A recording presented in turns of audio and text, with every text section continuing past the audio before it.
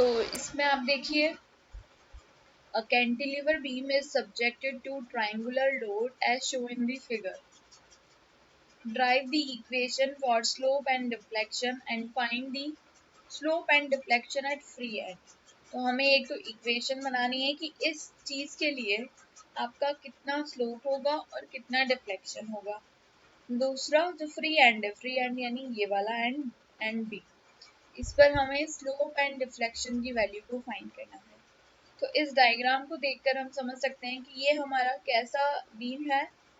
ये हमारा cantilever beam है, क्योंकि देखिए ये एक बीम है, ये एक तरह से किससे कनेक्टेड है, कंक्रीट स्ट्रक्चर ही है आपका, ये भी उससे कनेक्टेड है। तो यहाँ तो ये फिक्स्ड है और यहाँ पर ये फ्री है, जैसे आपके पोर्चेज होते हैं घरों के बाहर। और इस पे लोड कैसा आ रहा है, यूवीएल, यूनिफॉर्मली वेरिंग लोड। एक हमने इससे पहले केस देखा था यूडीएल, यूनिफॉर्मली डिस्ट्रीब्यूटेड लोड, ये वाला, ये यूनिफॉर्मली डिस्ट्रीब्यूटेड है। लेकिन ये वाला जो है वो क्या है आपका, यूनिफॉर्मली वेरिंग लोड है। A cantilever beam is subjected to the triangular load as shown in the figure. इस हमने इसमें दिखा दिया आपको। अब हमें ड्राइव करनी है इक्वेशन स्लोप और आपकी डिफ्लेक्शन की। तो मैंने आपको बताया कि सबसे पहले अगर आप इसकी बेंडिंग मोमेंट इक्वेशन कैलकुलेट कर दो, उसको किसके बराबर कर दो, E I d two y by d x के स्क्वायर के।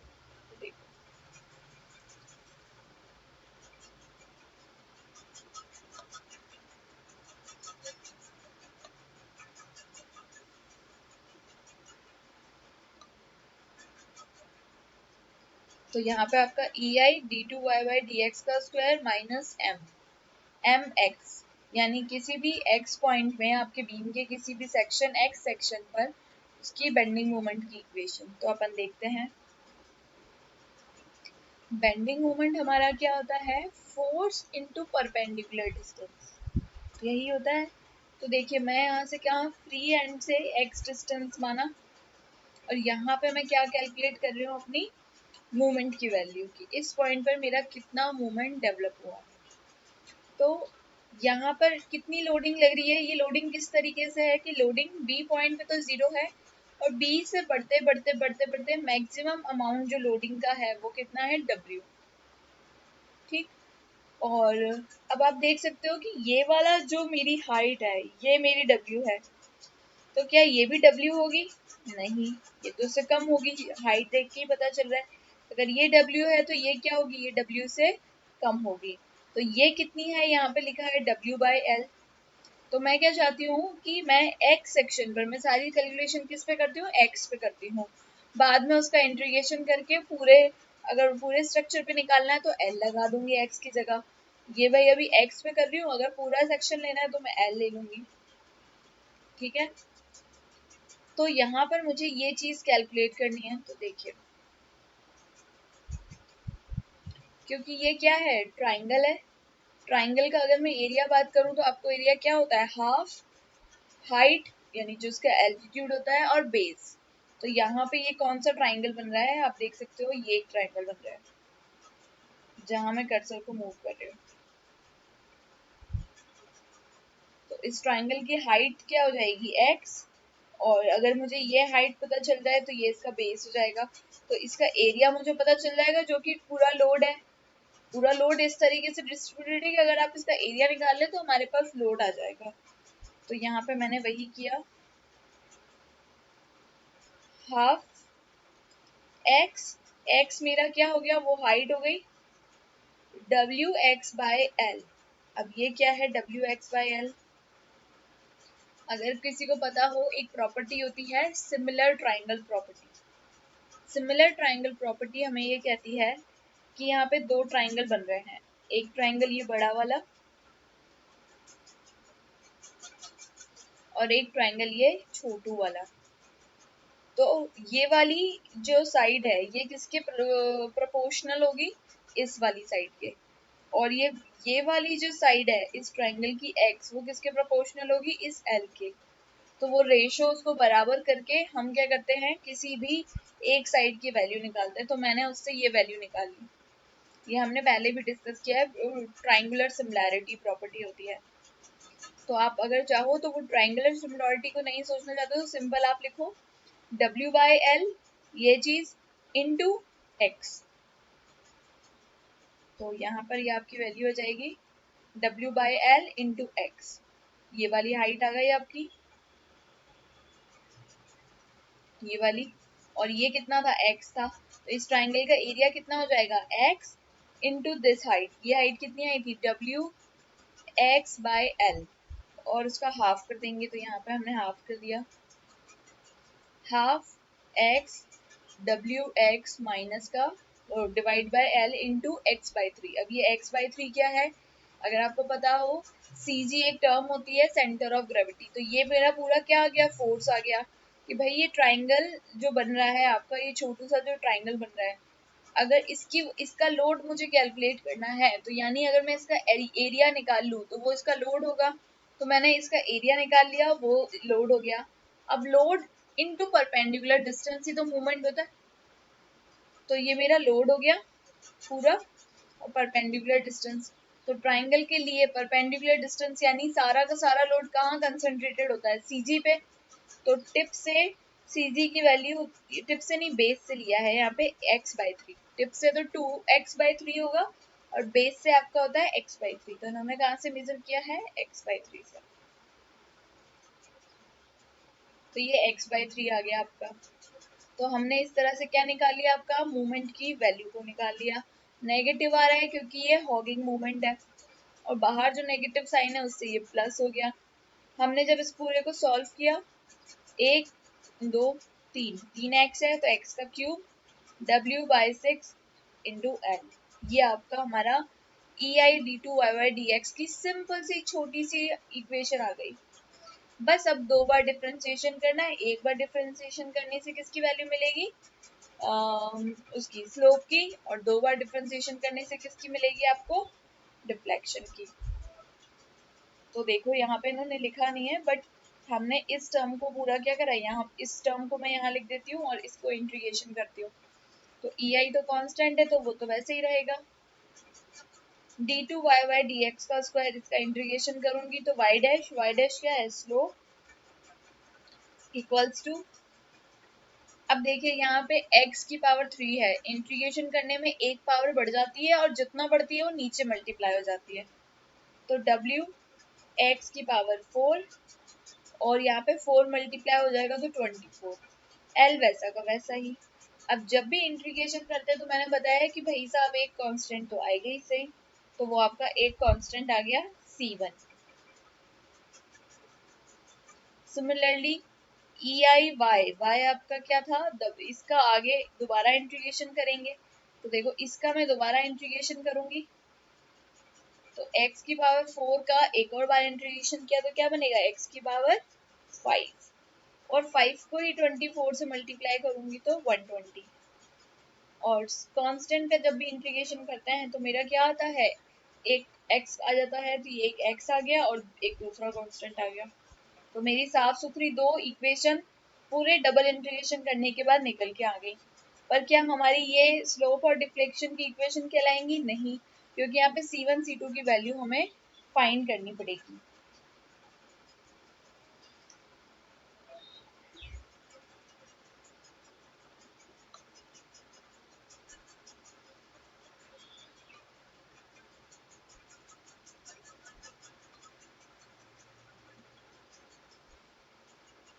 तो ये जो मेरी दो इक्वेशन निकल के आई हैं, इनके लिए मैं C1 और C2 की वैल्यू को फाइंड करूंगी। इन वैल्यूज को फाइंड करने के लिए हम क्या लगाएंगे, बाउंड्री कंडीशंस। ये दो इक्वेशंस आई थी हमारी, इनके लिए हम क्या लगाएंगे, boundary conditions. Applying boundary condition. तो बाउंड्री कंडीशन क्या है कि अगर x की वैल्यू आप L रख दोगे तो जो आपका स्लोप होगा वो 0 होगा। चलो देखते हैं, x की वैल्यू L रख दी मैंने, तो x मेरा जो ये इतना डिस्टेंस मैंने मेजर किया था वो कितना हो जाएगा, यहाँ से यहाँ तक का L हो गया। और ये यहाँ पे क्या है, फिक्स सपोर्ट है, तो फिक्स सपोर्ट पे आपका स्लोप क्या है, 0 है, तो स्लोप आपका 0 है। y डैश यहाँ पे स्लोप को बता रहा है।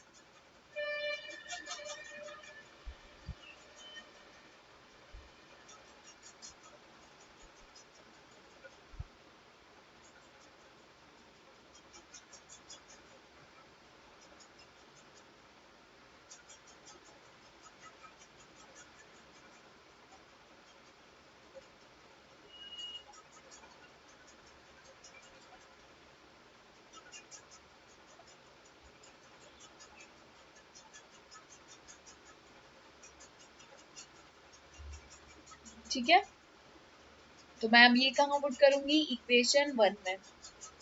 तो इस इक्वेशन 1 में मैंने आपका x की वैल्यू कितनी पुट करूंगी, l, और y मेरा कितना है वहां पे 0, तो ये पूरी टर्म तो 0 बन गई। और यहाँ पे मैंने रखा l, तो एक l ये जो नीचे है वो कट जाएगा, तो l x की जगह एक तो l आ गया और एक नीचे l था उससे l कट गया, तो l की पावर 3 बन जाएगा, वो भी माइनस में उधर चला जाएगा, तो मेरी c1 की वैल्यू आ जाएगी। तो देखो c1 कितना हो जाएगा, माइनस डब्ल्यू एल का क्यूब बाय 24। सिंपली यहाँ पे वैल्यू पुट करी इक्वेशन 1 में। ठीक, अब दूसरी बाउंड्री कंडीशन क्या है कि अगर x l रहा तो वहां पे डिफ्लेक्शन भी 0 होता है।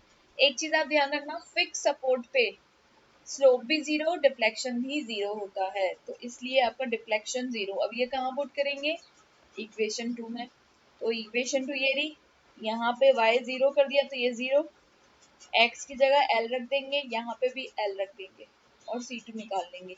c1 की वैल्यू अभी हमने निकाली है, वो यहाँ रख देंगे। So after solving all these values, यहाँ पे 0, WL की पावर 4, C1 L2, इससे हमें हमारी वैल्यू मिलेगी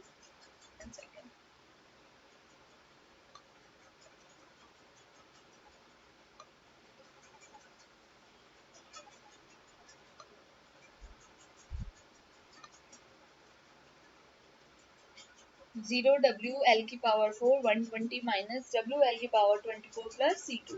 After solving this we get WL4 by 30. यहाँ पे 4 by 120 था, तो उसको हमने कन्वर्ट कर दिया WL4 by 30 में, तो C2 की वैल्यू भी आ गई। So our purpose is to calculating C1 and C2 by using the boundary conditions. So जब हमें ये वैल्यू मिल गई C1 C2 की, तो हम इनको पुट कर देंगे आपका इक्वेशन 1 एंड इक्वेशन 2 में। मैं यहाँ पे पुट कर रही हूँ वैल्यू। जब हम वैल्यू पुट करी तो हमें रिजल्ट मिला WL की power x upon 24 minus WL की पावर 3 अपॉन 24, वैसे ही रिफ्लेक्शन की मिली। तो ये हमारी साफ सुथरी अच्छी दिखने वाली स्लोप की और डिफ्लेक्शन की वैल्यू आ गई है जो हमें बोला था।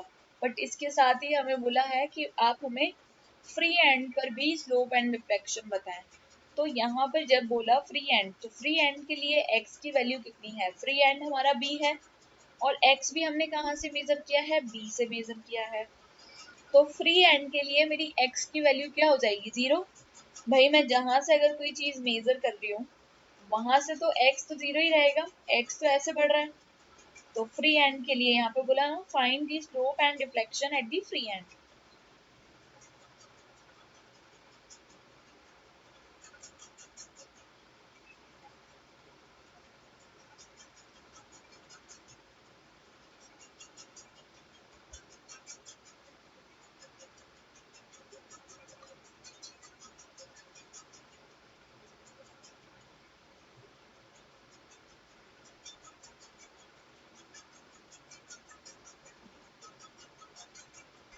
अच्छा ये तो आ गई।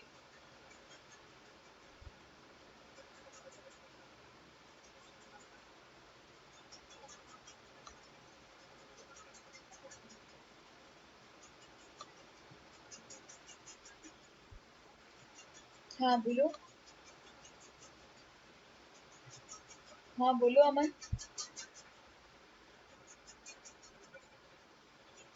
क्या ई आई, देखो ई हम कहाँ यूज करते थे, ई आपका है young modulus of elasticity. E Hooke's law पढ़ते हैं, सोम में हम पढ़ते हैं हुक्स लॉ। ठीक है, किसी भी मटेरियल की इलास्टिसिटी को बताता है। जैसे मैंने कहा स्टील कितना इलास्टिक है, तो वो कौन बताएगा? मॉडुलस ऑफ इलास्टिसिटी, या फिर उसको और क्या बोल सकते हैं? Young modulus. दो नाम होते हैं, मॉडुलस ऑफ इलास्टिसिटी या फिर यंग मॉडुलस। ये कहाँ से आता है? हुक्स लॉ होता है। हुक्स लॉ कहता है कि स्ट्रेस प्रोपोर्शनल होता है स्ट्रेन के, और जब मैं प्रोपोर्शनलिटी का साइन हटाती हूँ तो मेरा एक कांस्टेंट आता है जो कि ई होता है। तो हर मटेरियल के लिए ई की वैल्यू होती है। जैसे स्टील के लिए कितनी होती है? 2 × 10⁵ न्यूटन पर एम स्क्वायर।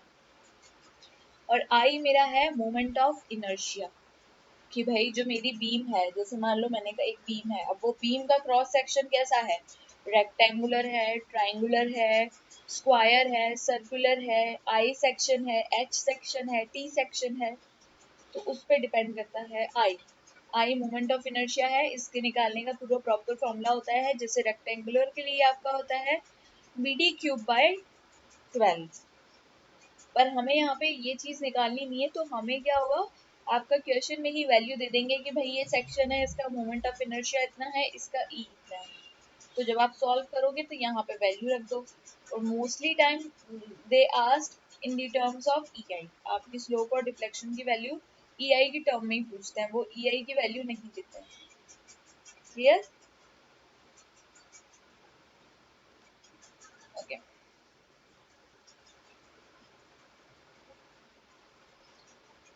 अब यहाँ पे हमें क्या बोला कि हमें क्या निकालना है?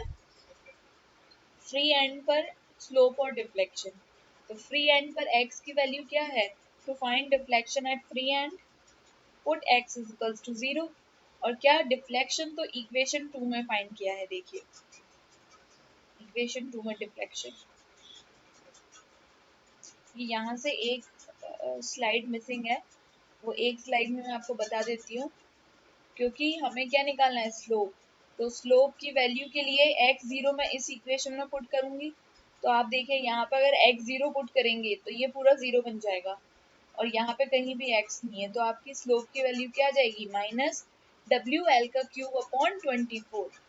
ठीक है, ये स्लोप आएगा। और डिफ्लेक्शन के लिए मैंने इस वाली टर्म में पुट करूंगी 2 में, तो यहाँ पे भी x है, यहाँ पे भी x है, तो ये भी 0, ये भी 0। तो क्या बचेगा? WL⁴/30। तो ये आपका डिफ्लेक्शन आ गया WL⁴ 30/EI। EI मैं यहाँ अपॉन में ले आई। ठीक है, तो ये मेरी स्लोप की वैल्यू, डिफ्लेक्शन की वैल्यू आई। स्लोप की वैल्यू मैंने कैलकुलेट कर दी है, वो स्लाइड यहाँ से मिसिंग है आई थिंक। ठीक है, तो ये दो वैल्यू हमारी यूवीएल के लिए हमने कर ली। तो हमने देखो कैंटिलीवर में डबल इंटीग्रेशन मेथड में हमने देखा पॉइंट लोड के साथ, यूडीएल के साथ। पॉइंट लोड में आपका फ्री एंड पे न लगकर बीम में कहीं भी लगा हो, दो केस वो हो गए थे। यूडीएल हो गया था, एक यूवीएल भी हमने देख लिया। और ये तो आपके क्या है? डेरिवेशन है, और ये डायरेक्ट फॉर्मूला है। At the end of the unit मैं आपको क्या करूंगी? एक पूरी टेबल बनवाऊंगी जिसमें हर बीम का डायग्राम होगा कि किस केस के लिए कितना स्लोप है, कितना डिफ्लेक्शन है, उनकी वैल्यूज। ये जो वैल्यूज आ रही है ना हमारी, ये वाली वैल्यूज स्लोप की, डिफ्लेक्शन की, ये हमें याद रखनी है। क्योंकि एग्जाम में जैसे जो एमसीक्यू एग्जाम्स होते हैं उसमें डायरेक्ट वो आपको लोड देगा और एल की वैल्यू देगा और बोलेगा बताओ कितना स्लोप आएगा। तो वहाँ पे आपको फॉर्मूले याद रखने, क्योंकि बहुत सारे फॉर्मूले हो जाएंगे अभी हमारे पास। तो मैं एक साथ सारा लिखवा दूंगी तो वो सही रहेगा बाद में।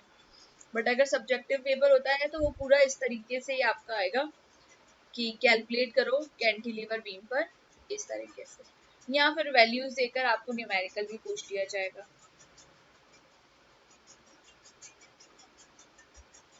चलो आगे बढ़ते हैं।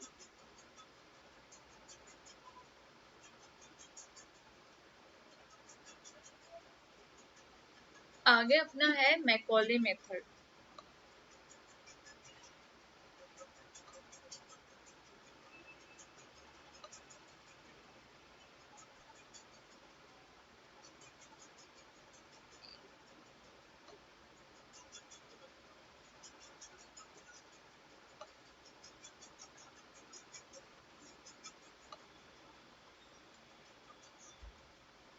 मैकॉले मेथड क्या कहता है कि जो भाई आपने अभी हम जब इसमें बात कर रहे थे आपका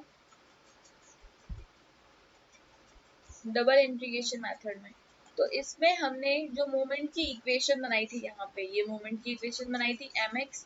तो ये mx के लिए हम क्या कर रहे हैं, एक x सेक्शन मानकर किसी भी x सेक्शन पर हम मोमेंट की इक्वेशन बना रहे हैं यहाँ पर। और मैकॉले कहता है कि आप किसी x सेक्शन पे मान के कर रहे हो, आप पूरे सेक्शन के लिए सभी लोड के लिए जितने भी लोड लग रहे हैं उनके लिए आप कैलकुलेट करो तो एक ही कॉमन इक्वेशन बना लो। जैसे मान लो मैं चाहती हूँ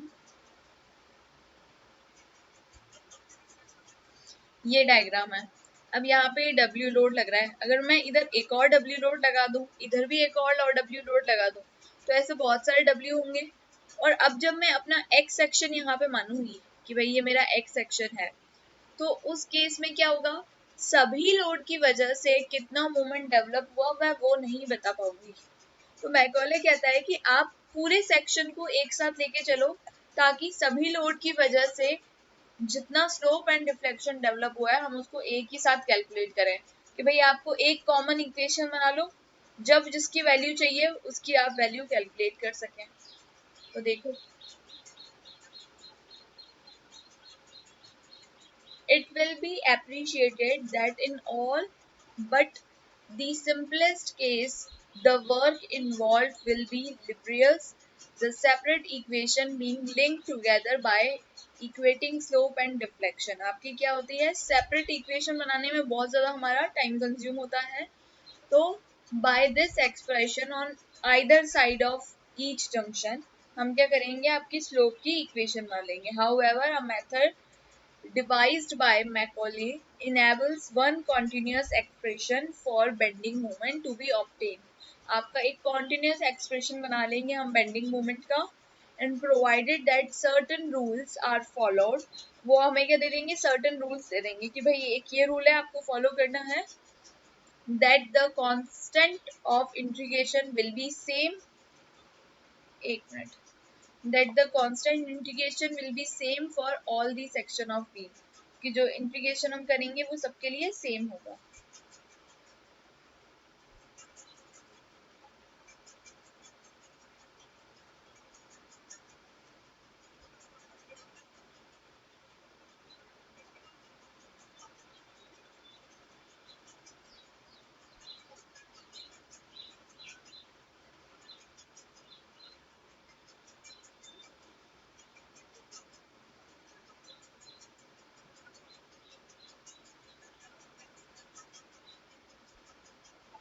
ठीक है, अब जो ये थ्योरी है मुझे पता है आपको क्लियर तो नहीं होगी, बट जब आप मेथड देखोगे तो आपको क्लियर हो जाएगा कि वो कहना क्या चाह रहा है।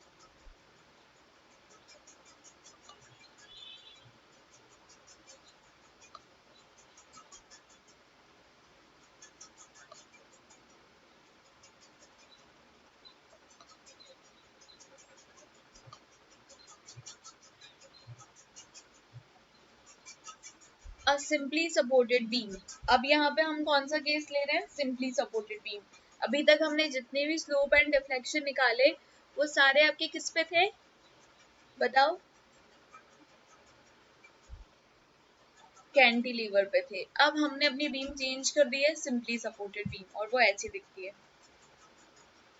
ठीक है, सिंपली सपोर्टेड बीम में एक एंड पर हम लगाते हैं आपका हिंज सपोर्ट और दूसरे एंड पे लगता है रोलर सपोर्ट। तो टोटल कितनी रिएक्शन दे रहा है वो, हिंज सपोर्ट 2 और रोलर सपोर्ट 1। तो simply supported beam of length L carry a load W at a distance A। कितने, सेंटर पे नहीं लग रहा है, सेंटर पे लगता तो जो टोटल लेंथ थी L, तो L/2 बोल देते, लेकिन वो सेंटर पे ना लग के आप डायग्राम से देख सकते हो वो थोड़ा सा B पॉइंट के पास लग रहा है। वो कितने डिस्टेंस पर है, A पॉइंट से आपका A डिस्टेंस पर है, स्मॉल A डिस्टेंस पर फ्रॉम वन एंड, जहाँ पे उन्होंने मेंशन कर दिया है कि भाई A बड़ा है आपका B से। Find the slope at the support, support पे आपका क्या फाइंड करना है, slope and deflection under this load, इस लोड की वजह से कितना स्लोप एंड डिफ्लेक्शन डेवलप हुआ। Also find the position and magnitude of maximum deflection, क्या फाइंड करनी है, एक तो पोजीशन बतानी है कि भाई यहाँ पर कितने डिस्टेंस पर आपका मैक्सिमम स्लोप है, वो डिफ्लेक्शन डेवलप हुआ है, और कितना डिफ्लेक्शन है, position and magnitude of maximum deflection. तो आप देखो जब ये लोड लग रहा होगा तो ये मेरी बीम किस तरीके से डिफ्लेक्ट होगी, इस तरीके से। तो ये इसका इलास्टिक कर्व है, तो हॉरिजॉन्टल से कितना स्लोप हुआ, ये वाला स्लोप। इसमें डायग्राम, हाँ ये डायग्राम है ना, इसको देख लेते हैं।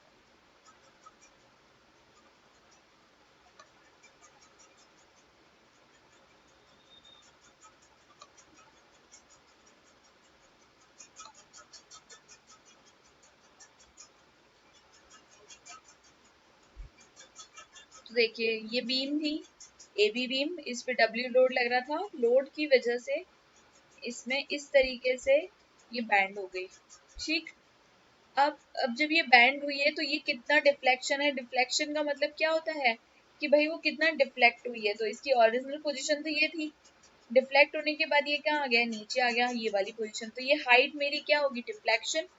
तो आप देखो मैक्सिमम हाइट कहाँ आ रही है, बीच में, और जब मैं इधर जा रही हूँ तो ये हाइट कम हो रही है और ये यहाँ पे जीरो हो गई, और सेम ऐसे ही यहाँ पे जा रही हूँ तो ये जीरो हो गई। तो मैक्सिमम हाइट यानी मैक्सिमम डिफ्लेक्शन आपका कहाँ होगा, बीच में कहीं ही होगा। तो एक चीज तो पता चल गई जो इन लोगों ने बोली है, also find the position and magnitude of maximum deflection, कि मैक्सिमम डिफ्लेक्शन आपका कहाँ पे होगा, पोजीशन बतानी है, और कितना होगा, मैग्नीट्यूड। तो लमसम पोजीशन तो पता चल गया कि भाई ये बीच में ही कहीं होगा, क्योंकि मैक्सिमम हाइट तो यहीं आ रही है, तो डिफ्लेक्शन मैक्सिमम यहीं होगा। तो यानी कि पूरी लेंथ L है तो L/2 के आसपास ही होगा बीच में, यानी L/2 के भी हाफ पे ही आसपास होगा, और कितना मैक्सिमम होगा ये हमें कैलकुलेट करना है, ठीक है। अब देखिए, अब आपको बताया था मैंने कि जब ये सपोर्ट्स जो होते हैं ये हमें रिएक्शन देते हैं, और रिएक्शन उसी डायरेक्शन में देंगे जिस डायरेक्शन में लोड है। तो यहाँ पे लोड हमारा वर्टिकल डायरेक्शन में है, हॉरिजॉन्टल डायरेक्शन में कोई लोड है ही नहीं, तो इसकी रिएक्शन कहाँ डेवलप होंगी, केवल और केवल वर्टिकल डायरेक्शन में। तो आर ए ऊपर की तरफ रिएक्शन देगा, वो इस डब्ल्यू को रोकेगा। आर ए बोलेगा मैं अपनी एक रिएक्शन दे रहा हूँ जो इस डब्ल्यू को रोकूंगा। बी बोलेगा मैं भी एक रिएक्शन दे रहा हूँ आर बी नाम की, और वो भी इस डब्ल्यू को रोकेगा। अब आप खुद देख के सोच सकते हैं डायग्राम में, आर ए एक रिएक्शन है, आर बी एक रिएक्शन है, दोनों में से ज्यादा डब्ल्यू को रोकेगा कौन, आर बी रोकेगा। आर बी क्यों रोकेगा, क्योंकि डब्ल्यू किसके ज्यादा पास है, बी के पास है। तो ए बोलेगा कि भाई डब्ल्यू लोड बी के ज्यादा पास है, तो ज्यादा रेजिस्ट कौन करेगा, आर बी आपका रेजिस्ट करेगा। तो अब आपको एक चीज ध्यान रखनी है, कितना रेजिस्टेंस डेवलप होगा, आर ए कितना होगा, आर बी कितना होगा, इसका मैं डायरेक्ट फॉर्मूला बताती हूँ। ध्यान रखना, ये डिस्टेंस ए है, ये डिस्टेंस बी है, तो जब मैं यहाँ की रिएक्शन निकालूंगी तो डब्ल्यू बी बाय एल यहाँ की रिएक्शन हो जाएगी, और जब मैं इसकी रिएक्शन निकालूंगी तो इसकी अपोजिट वाली डिस्टेंस क्या है, ए, तो डब्ल्यू ए बाय एल हो जाएगी इस रिएक्शन। देखो ये डायग्राम में ये दोनों रिएक्शन देंगे ना, तो इसकी रिएक्शन कितनी हो जाएगी, डब्ल्यू, और ये खुद ए है, इसका अपोजिट कितना है, बी, तो डब्ल्यू बी बाय एल, ये रिएक्शन हो गई यहाँ पे। और बी पे रिएक्शन निकालूंगी तो वो कितनी हो जाएगी, डब्ल्यू ए बाय एल, तो ये इसकी रिएक्शन आ गई। अब यहाँ पे भी सेम हमें क्या करना है, वही E I d two y by d x का स्क्वायर है, और मोमेंट की इक्वेशन लिखनी है। बट यहाँ पे मोमेंट की इक्वेशन कैसे लिखी है वो देखिए, यहाँ पर हमारा है सपोर्ट आर ए, इसकी वजह से भी तो मोमेंट आएगा। भाई मोमेंट की इक्वेशन क्या होती है कि जो भी फोर्स लग रहा है उसकी वजह से आप मोमेंट की इक्वेशन बना लीजिए। तो पहले एक सेक्शन माना मैंने, यहाँ पे लाइन खींची, ये वाला एक्स सेक्शन, दूसरा सेक्शन मैंने ये माना, तो मैं पूरा इस सेक्शन के लिए, बड़े वाले सेक्शन के लिए मोमेंट की इक्वेशन लिखने जा रही हूँ। देखो एक ये रिएक्शन है, इसकी वजह से मूवमेंट आएगा इस यहाँ पर, तो कैसे लिखूंगी, force W B by L, और डिस्टेंस कितना हो जाएगा, एक्स, तो ये एक्स हो गया। सिमिलरली दूसरा डब्ल्यू लोड लग रहा था, डब्ल्यू लोड और परपेंडिकुलर डिस्टेंस यानी ये वाली डिस्टेंस, ये डिस्टेंस कितनी होगी, टोटल डिस्टेंस यहाँ से है x और w की डिस्टेंस यहाँ से है a। तो ये तो a हो गया और ये x हो गया। तो अगर मैं ये डिस्टेंस कैलकुलेट करूंगी तो ये कितनी हो जाएगी, x माइनस a। तो देखो w x माइनस a, तो force into perpendicular distance, force into perpendicular distance. तो यहाँ ये रिएक्शन क्या थी, फोर्स, और डिस्टेंस कितना था, ये x था। फोर्स इंटू परपेंडिकुलर डिस्टेंस, ये देखो यहाँ पर ये पॉजिटिव आई है क्योंकि ये अपवर्ड डायरेक्शन में है, और ये लोड कैसा है, डाउनवर्ड डायरेक्शन में है, तो ये नेगेटिव आई है। और ये माइनस का साइन ये बाहर ये वाला है ही सही हमारे पास। तो यहाँ पे हमने क्या किया, यहाँ पे हमने एक से ज्यादा लोड के लिए पूरी एक कॉमन हमने बेंडिंग मोमेंट इक्वेशन बना ली, ये पूरी एक कॉमन इस सेक्शन के लिए बन गई। अब आप x की वैल्यू कुछ भी पुट कर दो, कितनी भी, आपको यहाँ पे वैल्यू पता चल जाएगी स्लोप और डिफ्लेक्शन की। तो ये इक्वेशन बन गई, इस इक्वेशन को मैं सॉल्व कर दूंगी। तो इन्होंने सॉल्व नहीं किया, डायरेक्ट इंटीग्रेट किया है। इंटीग्रेशन एक बार किया तो ये क्या हो गया, E I d two y by d x minus, इसका इंटीग्रेशन करूंगी तो ये x की पावर 1 है, तो x का स्क्वायर बाई 2, ये मेरा कांस्टेंट था तो ये बाहर ही आ गया, ये माइनस साइन अंदर मल्टीप्लाई हो गया। अब जब मैंने इसका इंटीग्रेशन किया तो यहाँ पर एक कांस्टेंट आएगा c1, ध्यान रखना। आप बोलोगे मैम आपने अभी इसका इंटीग्रेशन नहीं किया, आपने यहीं पे c1 लगा दिया। मैं बोलूंगी हाँ, मैंने यहीं पे इसका इंटीग्रेशन लगा दिया, ये एक सर्टेन रूल है जो हमें फॉलो करना है। ठीक है, आगे बढ़े। ये माइनस अंदर माइनस से मल्टीप्लाई हो गया, प्लस हो गया, w वैसा का वैसा रहा। अब देखिए ब्रैकेट के अंदर है x माइनस 1, तो जब मैं x माइनस 1 का इंटीग्रेशन करूंगी तो एक पावर बढ़ जाएगी, तो यहाँ पे पावर कितनी थी 1, वो कितनी हो गई 2 हो गई। ठीक है, ये पावर क्या हो जाती है 2 हो जाती है। और फिर उसके बाद जो ब्रैकेट के अंदर है उसका भी इंटीग्रेशन होता है, ध्यान रखना। जब भी ब्रैकेट पूरे ब्रैकेट का आप इंटीग्रेशन करते हैं तो वो तो होगा ही सही, पर ब्रैकेट के अंदर का भी होगा।